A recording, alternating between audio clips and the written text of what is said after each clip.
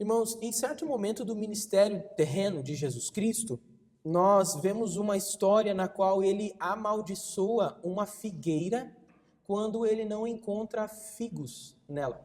Jesus Cristo está passando os seus dias ali nos arredores de Jerusalém. Ele não fica em Jerusalém, ele vai à cidade de Betânia, que fica a alguns quilômetros, poucos quilômetros dali.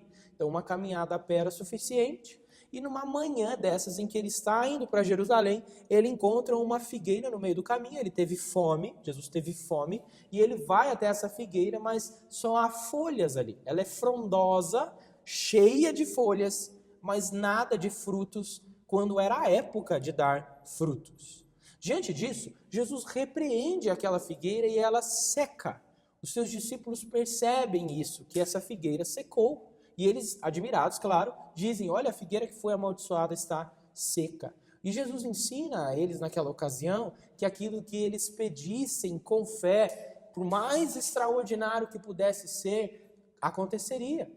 O que ele está ensinando ali em outras palavras, de maneira mais profunda, nós podemos estudar o texto em ocasião oportuna, é que Jesus espera frutos de Israel.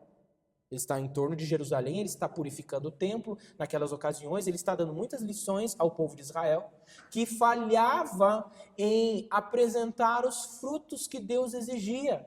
Então, o que Jesus faz com a figueira é uma representação do que Deus está fazendo em relação ao seu povo. Deus vem para buscar frutos do seu povo e ele encontra uma figueira ou um povo que é cheio de coisas, frondoso, a fruto mesmo não tem. A ponto, então, de Jesus, no caso, amaldiçoar a figueira, que é uma representação da maldição de Deus para aqueles que negam o fruto que Deus quer e que não é dado.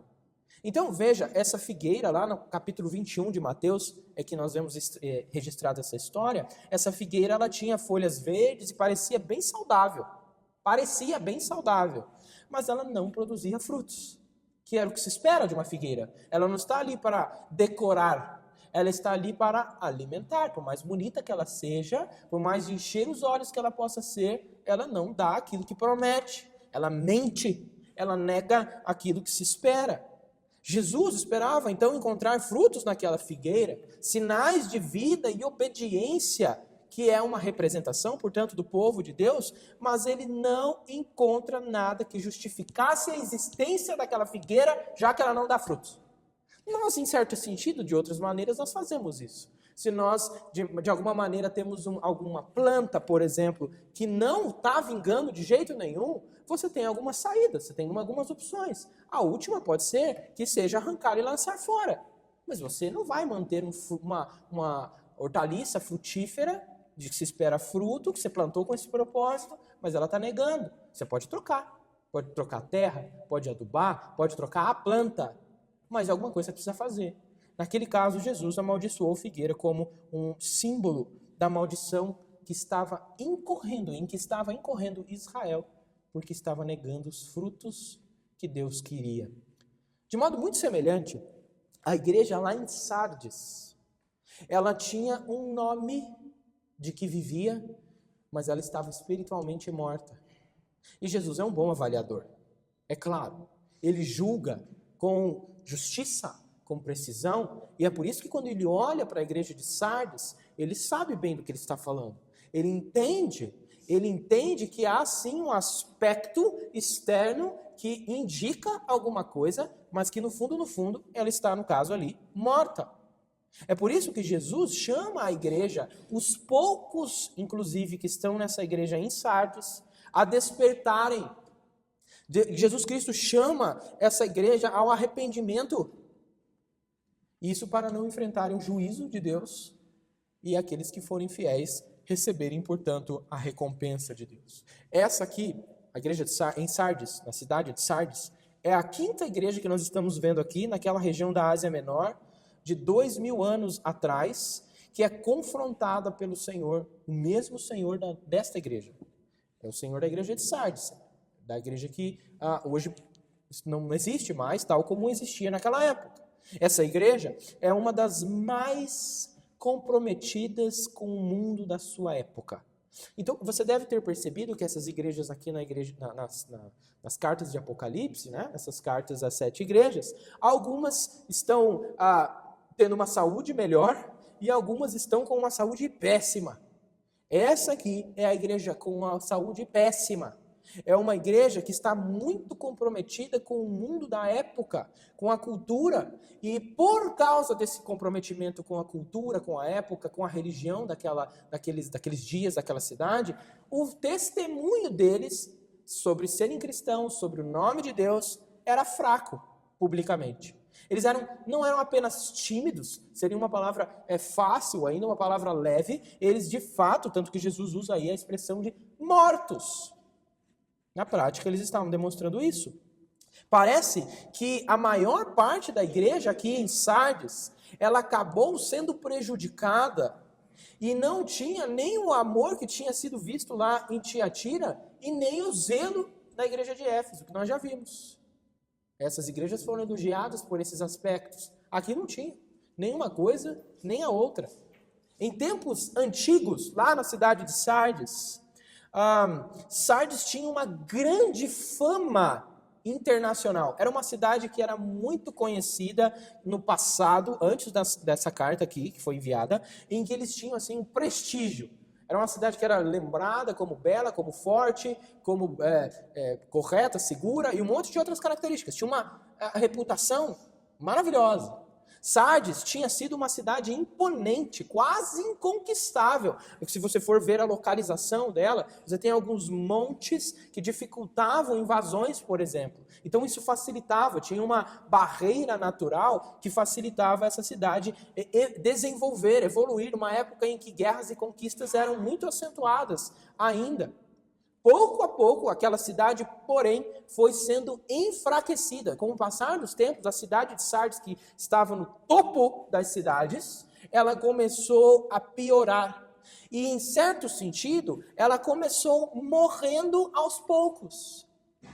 Ela foi, ainda se você for considerar, por exemplo, um terremoto que aconteceu em 17 depois de Cristo. Então, se nós tomarmos como base o nascimento de Cristo, se tudo estiver certo, ali nos anos 0, 17 anos, Jesus teria uns 17 ou 18 anos, a cidade de Sardes sofreu um terremoto grandioso que acabou por acertar mais ainda como um último golpe àquela cidade que antes tinha sido uma cidade forte, imponente, desenvolvida. Assim, a cidade de Sardes tinha um histórico de ser assaltada por várias dificuldades, por vários ladrões, podemos dizer, na história, que roubava a glória que eles tinham no passado. Semelhantemente, Jesus adverte a igreja de que a reputação da igreja ali também não era o que parecia ou o que já tinha sido. É isso que Jesus está mostrando. Ele está tomando emprestado, como ele faz em outras cartas aqui, ele está tomando emprestado contextos da cidade que comunicavam bem o que eles poderiam entender para mostrar qual era a situação da igreja. Ele usava uma linguagem familiar dos moradores de Sardes, por exemplo. É por isso que essa linguagem de ladrão vem bem a calhar. Essa linguagem de que ela parece viva, mas está morta mesmo. Já não tem mais aquela vivacidade, aquele esplendor de outrora, faz sentido que Jesus use isso. E do que essa igreja que em estado de morte precisa, afinal de contas? O que você fala para uma igreja que está morrendo? Ou que está, nesse caso, mostrando indício de que boa parte dela já foi comprometida. É difícil reverter o quadro, embora não impossível. O que você faz? É claro que Jesus sabe bem do que faz, porque ele fala do Espírito, os 7 Espíritos, que são representação do Espírito de Deus, que é o Espírito que vivifica. É o Espírito que Jesus Cristo envia, que é o único e que está disponível, é o único que pode reverter o quadro de fato. É por isso, irmãos, que nós veremos hoje aqui na igreja de Sardes, que Cristo ele exorta a sua igreja quando esta falha no testemunho diante do mundo, porque já está toda comprometida, ou a maior parte dela. Além disso, nós também vemos aqui que Cristo exorta a sua igreja a vencer para herdar uma condição de reputação inigualável e reputação é uma palavra cara para a igreja em Sardes, mas também uma identidade única, distinta. Em primeiro lugar, do versículo 1 ao versículo 3, nós vemos que Cristo Jesus ele está denunciando as meras aparências da igreja. E isso serve para Sardes e serve para nós. Ele exorta ao arrependimento, portanto, à lembrança do compromisso inicial e ao despertar antes que seja tarde demais. Já está bem comprometido o negócio, bem avançado. Assim, Jesus conhece de fato as obras reais, a vida real dessa igreja, o estado de saúde delas, e denuncia essa igreja para que ela viva de alguma maneira. Há semelhanças aqui com o que nós vemos na igreja de Éfeso.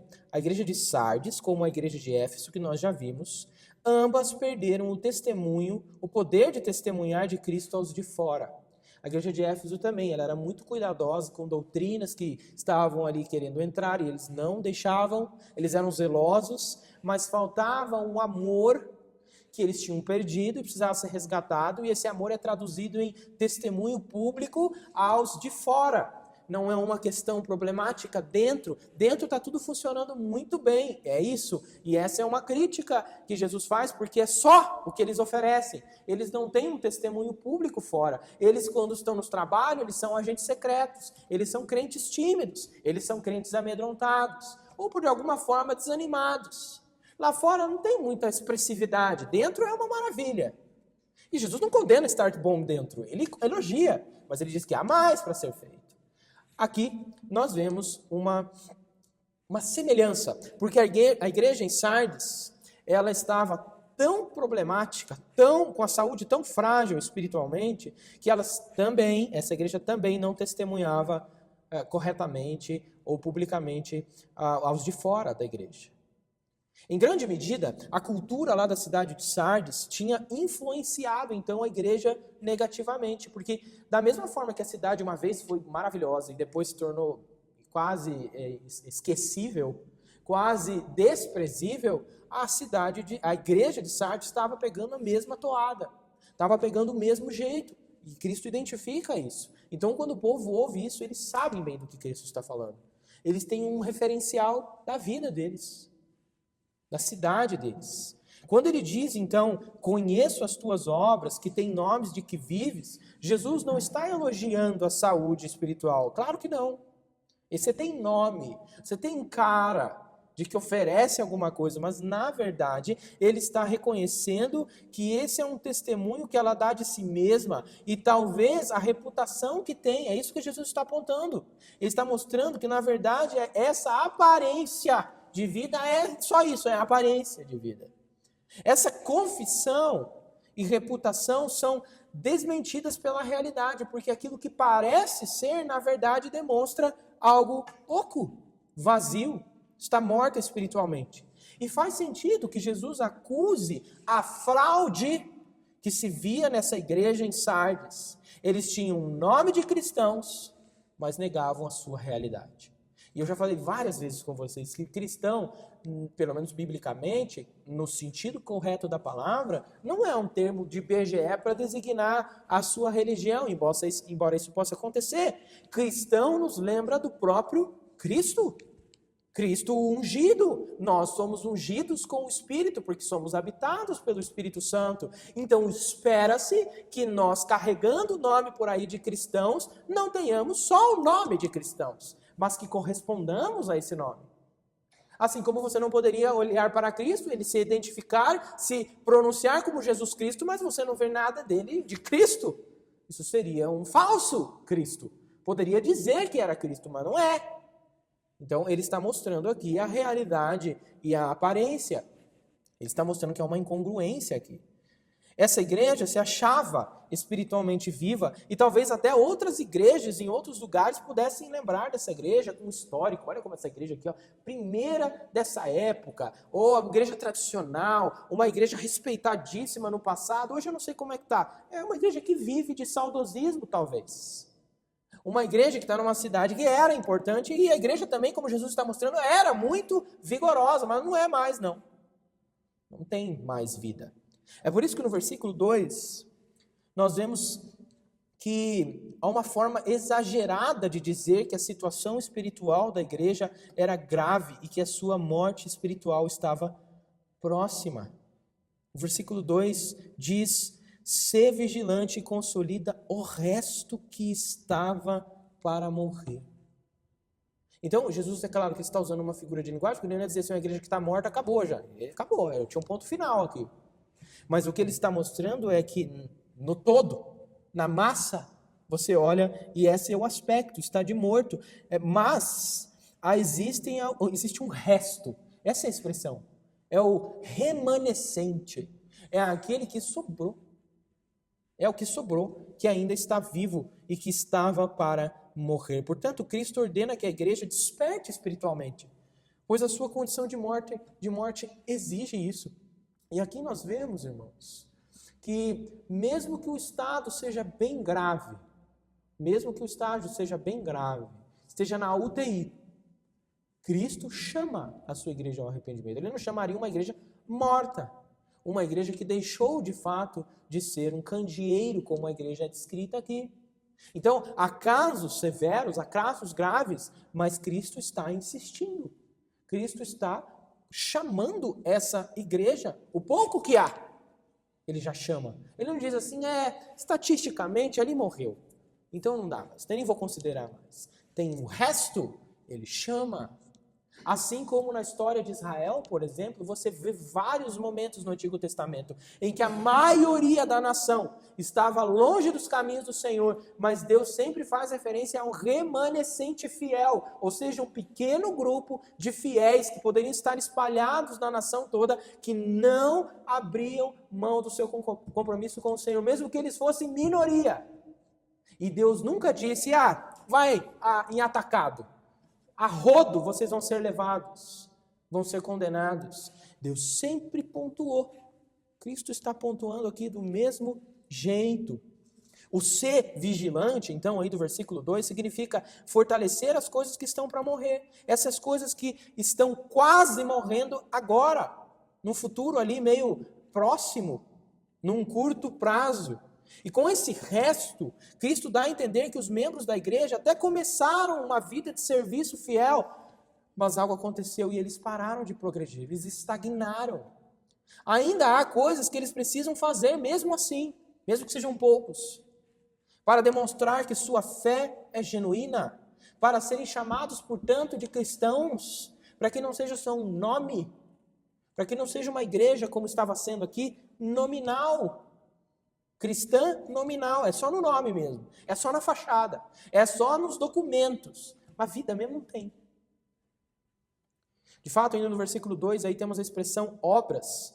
Elas não estão sendo vistas como completas diante de Deus, porque diz aí no final do versículo 2 assim, porque não tenho achado íntegras as tuas obras na presença do meu Deus. Essa palavra integridade poderia muito bem ser traduzida aqui, em outros contextos também, como completas, como todo. Ele avalia o todo, ele avalia o conjunto, a completude, e Deus quer integridade. Algumas pessoas acham que integridade é perfeição absoluta. Na Bíblia não tem essa descrição de integridade por qualquer outro indivíduo que não seja o Cristo. Mas mesmo assim você vê homens e mulheres que são chamados de íntegros na Bíblia. E íntegro significa que em todas as suas partes, a mente, as emoções, os desejos, a consciência, tudo isso está de tal modo afetado que trabalham em conjunto, ainda que com as suas imperfeições, mas em crescimento, trabalham em conjunto para a glória de Deus. Não é uma parte minha, não é a minha boca apenas, não é aquilo que eu penso apenas, mas os meus sentimentos não importam. Não. É isso que é integridade. E aqui Jesus Cristo está dizendo que Ele não tem achado íntegras as obras deles na presença de Deus. As nossas obras, irmãos, estão sempre na presença de Deus. Eu já falei isso para vocês milhares de vezes e eu falo outras milhares. Tudo que nós fazemos na presença de Deus. Deus é o ambiente do homem, inescapável de qualquer homem da face da terra que já passou por aqui, crente ou não crente. Então todas as nossas obras são vistas em primeira mão. E Deus não avalia o externo só, ele avalia no raio-x completo. E ele percebe se há incongruência, se há integridade, se não há, se há fragmentação da nossa vida cristã, que isso compromete inclusive o nosso testemunho. O caso é que os cristãos em Sardes, eles vivem de um modo que levanta dúvida se a fé deles era verdadeira. Estava muito difícil, tinha muito entulho para você tirar e averiguar a veracidade dessa fé, desse testemunho. O título de cristão parece que não estava mais fazendo sentido para eles. A salvação deles estava seguro numa coisa frágil, por um fio. Portanto, que ele está falando de resto que está para morrer. Ele fala de uns poucos. Isso aqui é um fio que está segurando essa igreja. Um fio diante dos olhos de Cristo. Ao que parece, o problema específico era a falta de testemunho público da fé. A dificuldade, o temor, timidez, desânimo, o que quer que seja, diante da cultura em que eles viviam, que era provavelmente muito mais perseguidora da que nós encontramos hoje em dia, eles estavam ali acuados. Eles não eram mais aqueles que já foram, assim como a cidade de Sardes, já não era mais o que tinha sido. Como nas outras cidades, que nós já vimos até aqui, se os cristãos de Sardes se mostrassem abertamente cristãos, eles poderiam ser perseguidos. E é possivelmente isso que eles queriam evitar. Eles queriam seguir a Cristo, mas eles queriam evitar perseguição. E o próprio Cristo já tinha ensinado de que aqueles que o seguem deveriam esperar perseguição. Se perseguiram o pastor, não vão perseguir as ovelhas. Se perseguiram aquele que é o mestre, não vão perseguir os discípulos. Jesus sempre deixou claro isso. Ele nunca escondeu o jogo. E agora nós vemos uma cidade aí, por alguma razão, acuada, que não queriam ser perseguidos. A pressão provavelmente vinha por causa dos pagãos que existiam naquela região, tanto quanto dos judeus, que também tinham judeus naquela cidade, já que nós podemos constatar isso por alguns estudos históricos. A comunidade judaica em Sardes era uma das maiores e das mais influências da Ásia Menor naquela época nessa cidade. Então, havia vários grupos mesmo. Sair e ser um cristão e viver como cristão naquela sociedade era extremamente fatal. Era fatal mesmo, porque algumas pessoas podiam morrer, ser denunciadas, você poderia ser condenado por crer em Cristo e segui-lo. As pessoas estavam evitando isso. E Cristo se mostra aqui como aquele que tem o poder de reverter isso, porque ele diz aí, no versículo 1, estas coisas diz aquele que tem os 7 Espíritos de Deus e as 7 estrelas. Ele tem em sua mão e, portanto, à disposição do seu povo, o remédio que pode resolver a saúde frágil dessa igreja. É isso que isso comunica, não é só uma forma de se apresentar. Isso comunica alguma coisa logo de cara para uma igreja doente. Ele está dizendo, eu tenho um remédio, eu tenho o Espírito, os 7 Espíritos de Deus, e é só o Espírito de Deus que pode conceder vida. Você deve se lembrar lá do caso dos ossos secos, em que o Espírito de Deus é quem dá vida, é quem restaura aquele exército de ossos secos em que Ezequiel se encontrava naquele momento. A ordem de Cristo a eles, do versículo 3, é que eles se lembrem do seu compromisso inicial com a fé, antes que seja tarde, porque o versículo 3 diz aí, lembra-te. Lembra-te, pois, do que tens recebido e ouvido, guarda-o e arrepende-te. Porquanto, se não vigiares, virei como ladrão, e não conhecereis de modo algum em que hora virei contra ti. E essa questão de ladrões era uma questão também muito conhecida da igreja de Sardes, já que tinham sofrido vários assaltos de várias maneiras, em vários sentidos, dentro da história deles, a ponto de a cidade não ter mais a glória que tinha anteriormente. Jesus está se identificando como esse ladrão que virá sem ser notado, e agora o que tinha de resto, ele leva. É isso que Jesus está mostrando. Mas nós temos mais, irmãos, porque do versículo 4 ao versículo 6, Cristo também, ele mostra que ele recompensa aqueles que guardam a pureza. É isso que ele está ensinando. Cristo recompensa aqueles que guardam a pureza. Porque não era o caso de o resto. os poucos que estavam ali se mantinham fiéis, dizer assim, então acabou, já era. Nada mais importa, nós vamos ser levados com a multidão. Não, Jesus está pontuando, como ele faz em outros momentos aqui, ele está pontuando que a recompensa para os fiéis, para o remanescente, mesmo que seja uma minoria, não importa, ele mantém consigo e recompensa. É por isso que ele chama, então, todos a ouvirem o Espírito Santo para evitarem o descuido. Porque é isso que Jesus está mostrando. Ele não está dizendo assim, vocês podem se orgulhar, vangloriem-se diante dos outros. Ele está falando, cuidado. Vocês estão em minoria num grupo que já está bem comprometido. A chance de vocês serem afetados é grande. Por isso, mantenham-se fiéis, guardem a pureza e cuidado com o descuido que vocês podem ter, já que há uma grande pressão fora e dentro da igreja. Para isso, então, Jesus destaca aqueles que não se contaminaram com o mundo pagão, nem com o mundo cultural idólatra daqueles dias. E ele promete a eles vestes brancas. Embora a maioria das pessoas na igreja em Sardes tivesse se comprometido por não testemunhar, então, da fé, ainda havia alguns que estavam sendo fiéis. O versículo 4 começa assim: tens, contudo, em Sardes umas poucas pessoas que não contaminaram as suas vestes.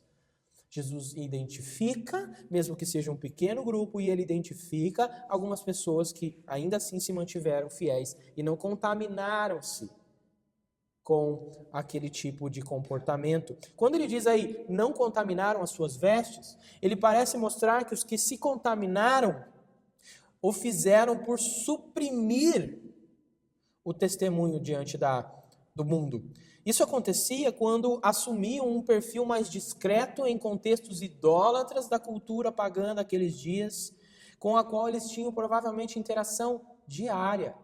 Porque, ao contrário do que se pode deduzir, embora esses cristãos da igreja primitiva eles tinham tanto apreço de estarem juntos uns com os outros, que eles estavam recorrentemente juntos, não era só no domingo, ainda assim, eles não moravam juntos na mesma casa, a igreja não era um grande albergue para essas pessoas. Elas tinham os afazeres delas, elas podiam ser tecelões, elas podiam ser vendedores, poderiam ser empresários, para o que se pudesse naquela época, não importa. Essas pessoas tinham contextos e contextos, que não são pecaminosos em si, embora houvesse ali muitas pressões culturais, comerciais, financeiras, políticas, religiosas, que poderiam tentar cobrar desses cristãos, nos afazeres deles durante os dias, um outro tipo de comportamento.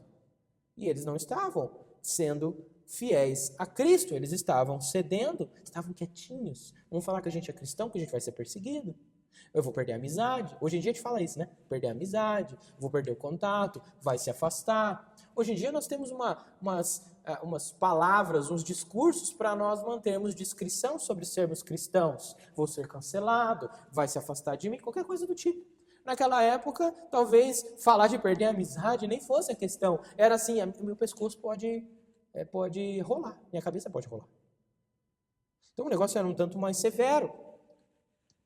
Até porque o termo contaminaram, que aparece aí, aparece envolvido em outros contextos com referência à idolatria, porque o termo contaminar, né, o verbo contaminar, ele era usado em contextos em que a idolatria estava presente. É por isso que ele diz não contaminar as vestes. É uma linguagem, uma figura de linguagem para um tipo de comportamento que é assumido a ponto de manchar as suas vestes, como que se fosse fisicamente, externamente. Então, os crentes ali na cidade de Sardes, eles estavam prestando algum tipo de homenagem, provavelmente a deuses, muitas vezes.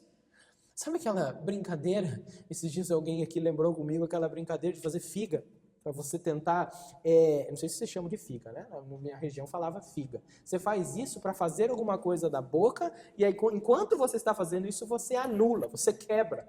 Uma coisa anularia a outra, como uma espécie de simpatia.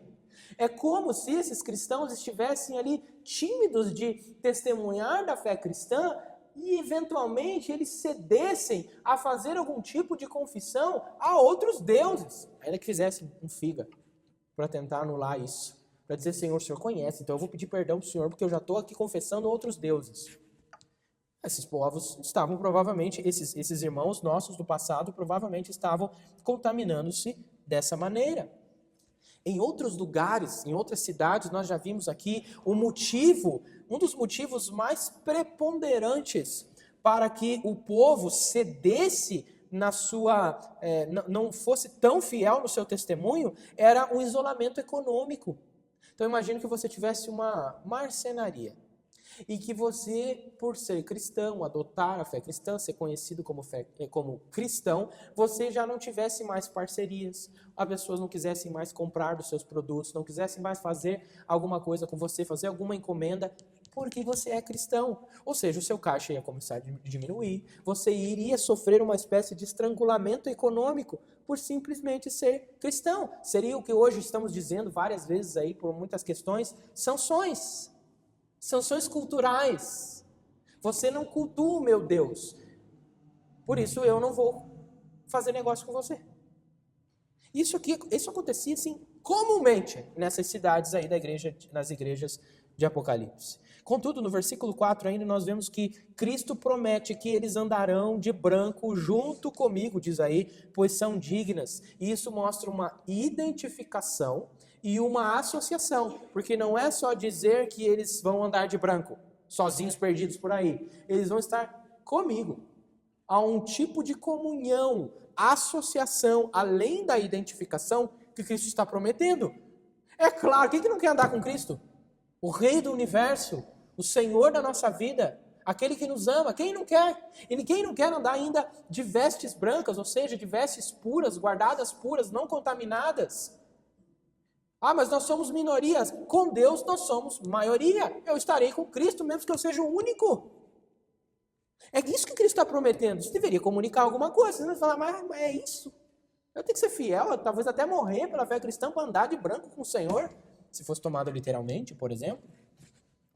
Isso deveria comunicar um tipo de encorajamento a eles, um ânimo para eles, mesmo que fosse o resto, a minoria, o pouco. E faz sentido que essa identificação reconhecida com Cristo nesta vida leve a identificação e comunhão com Ele na próxima. Porque o que Jesus está dizendo é mais ou menos o seguinte: eles não se contaminaram não contaminaram as suas vestes, os poucos. Ou seja, eles estão já com vestes brancas em certo sentido. Ou estão com vestes pelo menos não sujas. Mas, qual que é a promessa? Eles vão andar comigo com vestes brancas. Já que eles já andam comigo agora, mesmo que sejam poucos e debaixo de perseguição, vão andar comigo o resto da eternidade. Aí sem perseguição. Em glória, em majestade, em reputação, com um novo nome, como nós já vimos inclusive em outras igrejas. A dignidade deles, então, consiste precisamente no fato de não terem manchado as suas vestes. Porque está dizendo aqui, pois são dignas por quê? Porque não mancharam as suas vestes dessa maneira.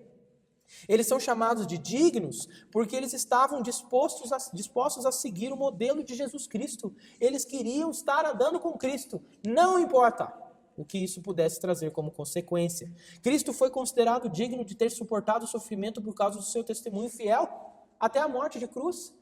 Inclusive, se você for para o capítulo 5, 4, 5, que nós veremos mais para frente, se Deus quiser, você percebe ali que há um digno apenas de tomar o livro das mãos daquele que se assenta no trono e desatar os selos. E a razão para a dignidade dele é porque ele foi morto. E ele foi morto não porque a gente podia ter, todo mundo morre. Ele foi morto de uma forma específica, com fidelidade, com testemunho, e hoje ele está à destra do Pai nas alturas. Então, de novo, isso tem de comunicar alguma coisa. No versículo 5 nós vemos que a dignidade não apenas precede, mas aponta, culmina com a conclusão do processo de vencer, porque o versículo diz, o vencedor será assim vestido. Eles não se contaminaram as suas vestes, portanto o vencedor, aquele que vencer, será assim vestido de vestiduras brancas. Aquele que vence certamente não se comprometeu com o erro. E vai além disso. Isso porque vencer envolve uma caminhada, há um processo, não é do dia para a noite. Não se sabe por quanto tempo esse resto teve que lutar para vencer. Havia uma jornada de fidelidade constante diante deles ainda que fosse até o fim da vida e talvez perdendo a vida por causa do Evangelho. E esse processo de perseverança desses poucos se expressa principalmente em manterem-se firmes, sem ceder às pressões do pecado, do mundo, da falsa doutrina ou qualquer outra coisa que seja. Quando nós olhamos para o capítulo 5, versículo 9 de Apocalipse, nós vemos que a dignidade de Jesus Cristo é resultado de sua vitória, porque no versículo 9 do capítulo 5 diz assim: e entoava um novo cântico dizendo, digno és de tomar o livro, de abrir os selos, porque foste morto e com o seu sangue compraste para Deus os que procedem de toda tribo, língua, povo e nação. Quando você vai para a lei de Moisés, principalmente no livro de Levítico, você vê que a impureza de uma pessoa ou de uma coisa, ela podia contaminar as suas roupas. Você vê lá, muito claro. E era porque as roupas eram chamadas de segunda pele, por assim dizer. As roupas deveriam ser lavadas quando você se contaminava com o pecado em muitas situações, porque as roupas fazem parte de você em alguma medida. E que, portanto, a sua purificação tinha que ser completa, no interno e no externo, naquilo que envolve e naquilo que é vestido por aquelas vestes. As vestiduras brancas, então, fazem referência a lavá-las no sangue de Jesus Cristo, uma indicação de que essa gente vive espiritualmente, por uma igreja que era morta, só tinha cara de viva. Então, Jesus identifica um pouco de batimento cardíaco nessa igreja. E esses batem em seu coração por causa da vida espiritual que receberam de Cristo. Mas existe ainda também uma outra promessa. Está escrito aí, de modo nenhum apagarei o seu nome do livro da vida. Você encontra no versículo de número 5 também. A frase livro da vida, ela aparece 5 vezes no livro de Apocalipse para crentes, verdadeiros crentes, cujo destino de salvação foi determinado porque nesse livro foi escrito o nome deles antes da fundação do mundo. O capítulo 13 mostra isso. Há um livro do Cordeiro que foi morto antes da fundação do mundo. Neste livro estão escritos nomes desde a fundação do mundo, ou desde antes da fundação do mundo. O que Jesus está mostrando, então, é que ele não vai apagar um nome que já está lá, porque esse nome está no livro e agora, fora do livro, sai do papel e, na realidade, se mostra concreta a pureza desses irmãos. E essa pureza deles só é uma verdade por causa da obra de Deus que já estava planejada antes da fundação do mundo e que agora está sendo executada. O nome deles já estava no livro, não vai tirar como uma confirmação do que eles já estavam lá. Não é que Jesus assim, vou apagar. Ele não está falando disso. Ele está falando porque Jesus não tem nomes lá que eventualmente ele apaga. A Bíblia não ensina esse tipo de coisa. Esse livro, inclusive, aí, do livro da vida, ele contrasta com outros livros no livro de Apocalipse também, em que os livros são usados para registro de atos, como se fosse uma ata. Imagine que tem uma ata da sua vida na presença de Deus. Não tem só o teu nome. Imagina que há uma ata dos teus atos. Também há ata de uns atos. Há livros de atos. E em alguns casos você vê livros que dizem respeito aos incrédulos, aqueles que vão ser condenados. Por que isso é tão importante? Irmãos, no mundo antigo, livros, hoje a gente não tem tanto desse sistema por causa da nossa tecnologia. Mas antigamente você tinha um livro dos cidadãos. Um registro. Você estava lá. Até pouco tempo atrás você também tinha isso. Você tinha cadastros das pessoas. Você confirmava a cidadania. Você confirmava os direitos dessa pessoa, os dados dessa pessoa. O que Jesus está usando nessa figura de livros não é só para dizer que tem um nome lá que ele fica, risca, apaga. Isso nem acontece, afinal de contas. Mas ele está mostrando que há uma cidadania celeste e diferenciada. E está no livro, entra. Está no livro, você tem passaporte aberto, visto, liberado, nós poderíamos dizer. Por fim, ao versículo 6, aquele apelo comum para se ouvir do Espírito Santo, visando acordar, isso visa acordar aqueles crentes adormecidos para o perigo da complacência, do descuido espiritual e da morte espiritual iminente.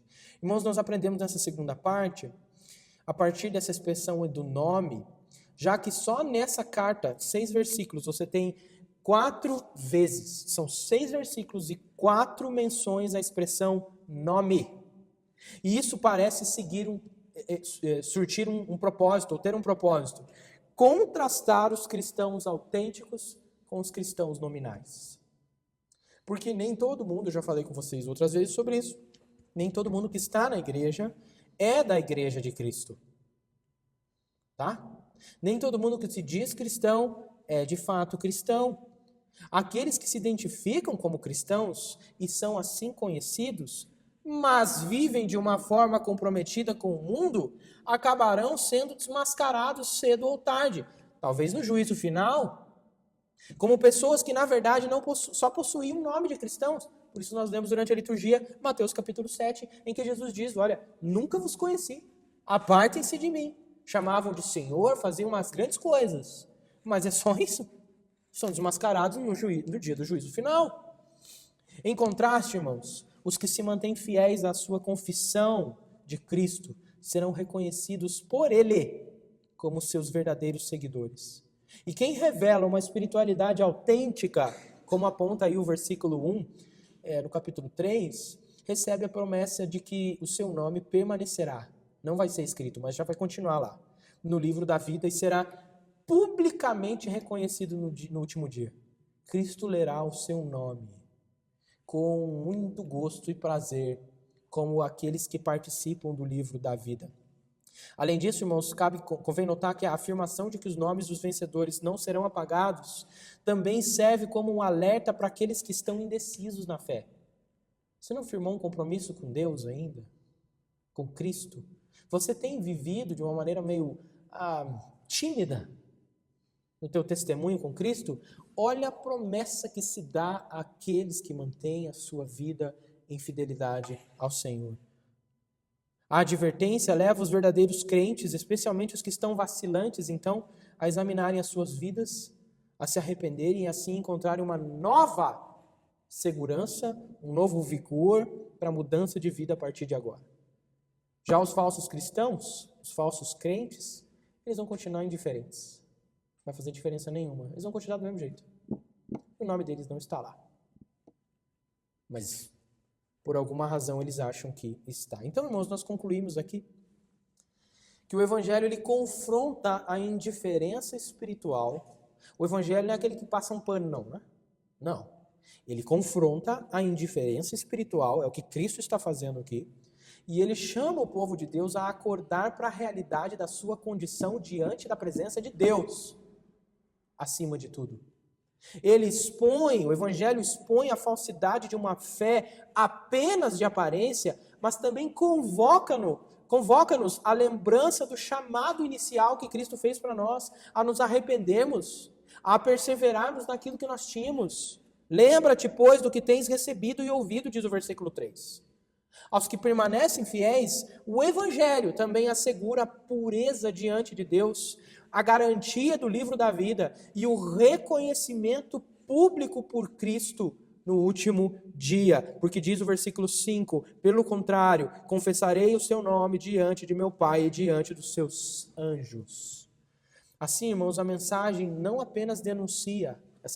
aqui não apenas denuncia o nosso descuido possível, mas também sustenta a esperança. O mesmo Senhor que disciplina a sua igreja é aquele que guarda a sua igreja, purifica a sua igreja e a preserva até o fim, para que ela viva para a glória de Deus e seja achado digno na sua vinda quando Ele vier nos buscar. Podem ser poucos, mas Cristo chama a uma contínua fidelidade a Ele. E que Deus assim continue então nos abençoar, irmãos.